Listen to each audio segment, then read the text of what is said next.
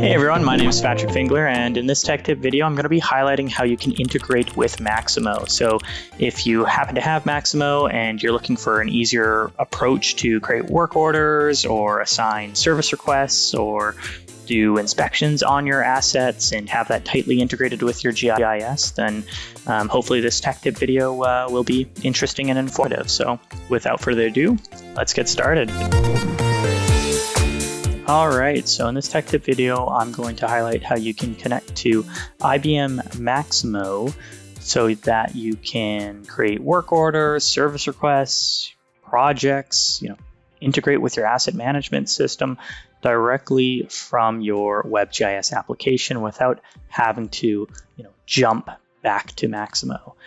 In doing so, we're going to be using the Maximo Geocortex Workflow Activity Pack, which you can access on GitHub. I'll be showing how you can access that and just showing some of the activities that are available. So yeah, let's get started. So here what I've done is I've just created a simple workflow that first prompts the user to log in. The reason why I have the network tab up here is so that you can see that we're actually using the activities. We're sending web requests to Maximo. We've got a development instance of Maximo that we can work with. So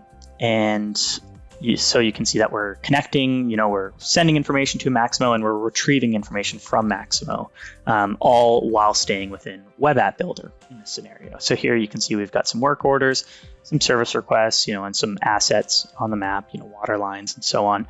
And I've been prompted to log in. You may or may not want your end users to be prompted to log in, but for demonstration purposes here, if I log in, here I've actually, these aren't the correct credentials. So if I log in, you can see here, we've got some web requests going to our Maximo environment, and it's, telling us that we're unable to log into Maximo. So let me just enter in the correct credentials. These are, demo credentials. So I think sometimes we might get a little prompt here saying that our password's been exposed. Don't worry about that. Anyway, so here you can see now that I've logged in, a bunch of other web requests got fired. So here you can see it's asking me to create a work order, so I can select the location. So maybe we want to investigate this pipe or something like that, or this water line. And here we've got 3 lists. Now the information being pulled and displayed in these lists is dynamically getting, populated from Maximo's REST API. So this list of classifications is actually coming from Maximo. So maybe we want to do a ball valve. Similarly, this list of, status is coming from Maximo's, domains. So we could say, maybe we're waiting to be, we've got some work assigned to this ball valve that's been waiting to be scheduled.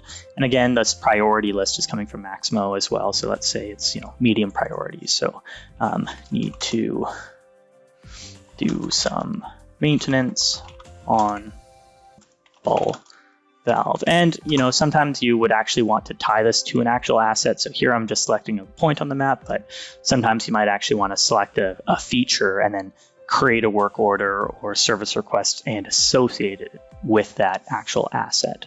But so here we can see we've got classification, status, and priority. These are all being populated from Maximo, and these are the web requests that are getting sent to Maximo to populate this information. So here we can see we're going out to Maximo. We're passing in some kind of a where clause here to find, classifications associated with work orders. If we jump down here, we can see we've got, we want to populate all of the domains associated with work order, the status of work orders. And then again, we can see here we're going out to Maximo and we're finding all of the different domains associated with ticket priorities. So where does all this logic, get created using a workflow? So I'll be showing you the back end in a moment here, but let's first go ahead and click Create Work Order. We can see there's another web request. If we scroll up, that actually gets sent to Maximo. And here we can actually, if we scroll down, let me select the second one here. If we scroll down, this is all the information that we passed from the form to Maximo. And it actually created that work order in the back end. So we can see there's some domains in Maximo, hence why you're seeing some, like the status is WSCH, which means that it's been waiting to be scheduled. But all this information gets passed to Maximo, and then a work order from Web App Builder gets created. At the same time here, I've also added this option here so that we're also creating an ArcGIS feature that includes that information. But really what we're interested in is this link that takes us to Maximo. Let's log in.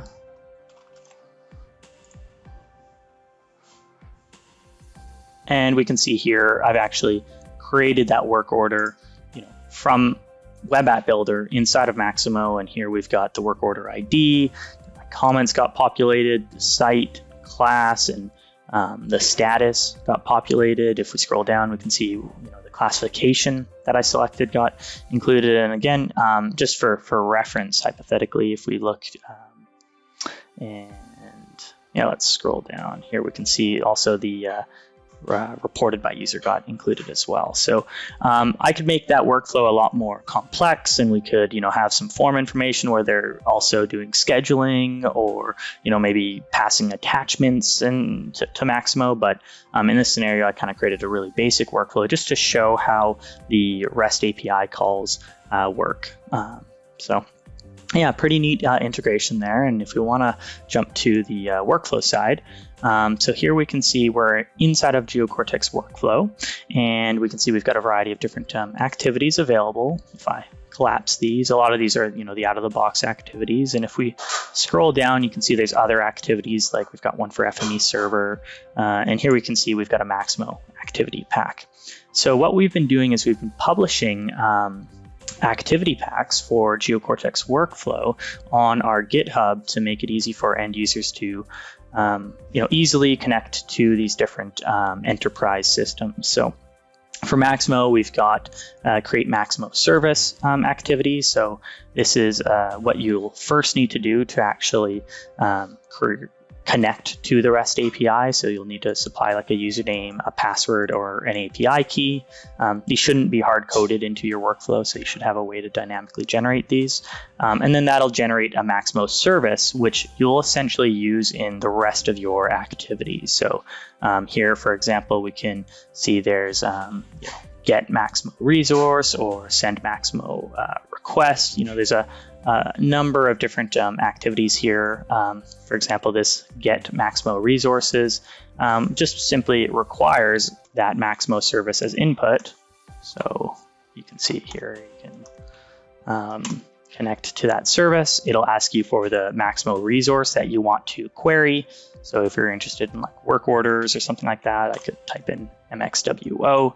And then really you just need to enter in like a where clause or a select statement, and it will find and populate those resources. And similarly, if you needed to create a new Maximo feature, we've got an activity for doing that. So if you need to create a new work order, you could do that, or updating assets, or just sending any kind of Maximo web request. So we've got a lot of activities for implementing this.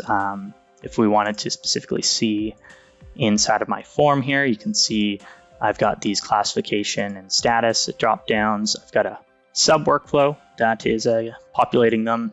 And inside of this sub workflow, I'm using the get Maximo resources activity. I'm going out and I'm selecting the Maximo domains, and I've just got a where clause to find me all of the records, or coded value domains associated with a work order status.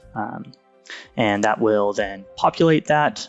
I'll then just assign it to my form, and that will get dynamically populated when the user launches the form. Just ensuring that the information that you're interacting with gets properly assigned to Maximo. So that's a quick overview of the activity pack. If you want to get access to it, I'd recommend navigating to GitHub/Geocortex. That's going to take you to our kind of GitHub landing page. If you scroll down, search for Maximo. It's a public activity pack. It's free to use. If you have a license for Geocortex Workflow, you don't really need to worry too much about any of this stuff. But if you scroll down, it's going to tell you how to register it. So here you just need to copy this URL. And then you'll essentially create an item for that inside of your ArcGIS Online or ArcGIS Enterprise. So if I want to, I've already done this, but I'll just kind of walk you through the steps. So here, let's log in. And now when you're in ArcGIS Online, just navigate to your content. Click Add Item. An application, web mapping application, just paste that URL. Give it a name, Maximo Activity Pack, and then it just needs a specific tag, which is Geocortex-Workflow-Activity Pack. Once you add that item, you should be able to view those Maximo activities within your Geocortex Workflow instance. So that should be everything you need to get started with integrating Maximo with your web app builder and Geocortex applications. Bye for now.